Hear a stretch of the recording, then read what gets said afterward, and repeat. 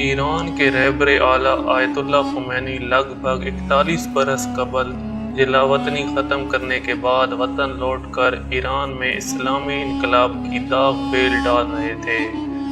دوستو، پیرس کے قریب چھوٹے سے گاؤں نوفل لاشیتو میں پچھلے 40 برسوں میں کچھ زیادہ نہیں بدلا۔ یہیں خمینی نے ایک عرصے تک جلا وطنی کی زندگی گزاری تھی۔ البتہ جس عمارت میں ان کا ہیڈ کوارٹر واقع تھا اسے بعد میں گرا دیا گیا، لیکن انہی 40 برسوں میں نوفل گاؤں کے باہر کی دنیا میں زبردست تبدیلی آ گئی۔ غلط اندازہ: جب 1978 میں ایران میں گڑبڑ شروع ہوئی تو آیت اللہ خمینی عراق کے شہر نجف میں سخت نگرانی میں رہ رہے تھے۔ عراق میں اس وقت صدام حسین کی حکومت تھی اور ایران میں شاہ کی حکومت تھی۔ ایران کے شاہ نے صدام حسین سے کہا کہ وہ خمینی کو ملک بدر کر دیں۔ یہ بدترین غلط اندازہ تھا شاہ کا۔ خمینی وہاں سے فرانس چلے گئے اور وہاں پر کھل کر اپنے خیالات کا اظہار کرنے لگے۔ ان کے لہجے میں شدت اور آئینی عزم نے انہیں دنیا بھر میں مشہور کر دیا۔ جب شاہ جنوری 1979 میں ایران چھوڑ کر چلے گئے تو آیت اللہ خمینی کو ایران واپس آنے اور سامراجی نظام کا بوریا بستر لپیٹنے کا موقع مل گیا۔ دوستو، جب خمینی واپس آ رہے تھے تو اسی جہاز میں بی بی سی کے ایک رپورٹر نے بھی ساتھ جانے کی اجازت مانگ لی تو بی بی سی نے اسے کہا کہ نہ جاؤ، لیکن رپورٹر یہ اہم موقع ہاتھ سے کہاں چھوڑنے والا تھا، وہ ساتھ چلا گیا۔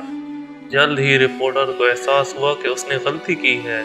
پرواز کے دوران خمینی کے ایک ساتھی نے بتایا کہ ایران کی فضائیہ ہمارے جہاز کو مار گرانا چاہتے ہیں۔ اس وقت تک ایرانی فضائیہ شاہ کی وفادار تھی۔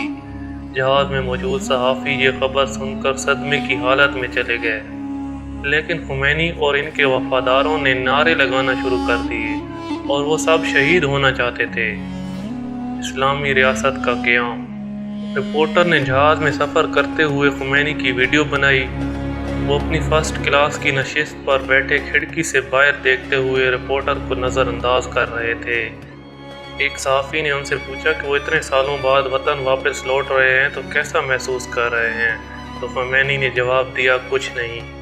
ایرانی فضائیہ نے ان پر حملہ تو نہیں کیا، اس کی بجائے ان کا جہاز تہران کے ہوائی اڈے کے اوپر چکر کاٹتا رہا۔ نیچے موجود حکام کے ساتھ مذاکرات طول پکڑتے گئے اور جہاز دائرے میں گھومتا رہا، جس سے صحافیوں کا دل میلا ہونے لگ گئے۔ بالآخر جہاز زمین پر اتر آیا۔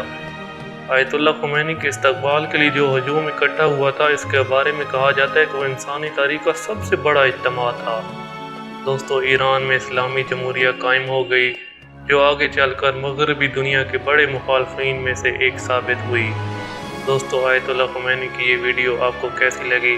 اگر اچھی لگی ہے تو کامنٹ لکھیں، ہم آپ کے کامنٹ پڑھتے بھی ہیں اور جواب بھی دیتے ہیں۔